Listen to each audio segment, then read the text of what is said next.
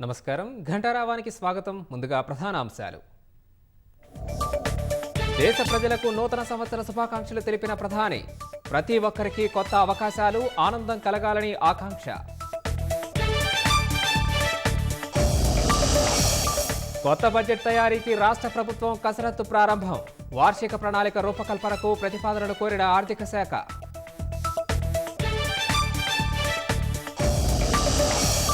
రాష్ట్రంలో భారీగా పడిపోయిన టమాటా ధరలు. పెట్టుబడి కూడా రావడం లేదని రైతుల ఆవేదన.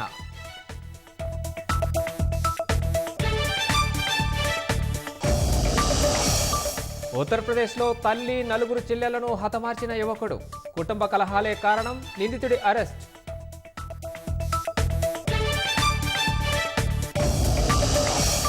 హమాస్ అగ్రశ్రేణి కమాండర్ అబ్దుల్ హదీ సబా హతం. డ్రోన్ దాడిలో మృతి చెందినట్లు ఇజ్రాయెల్ ప్రకటన.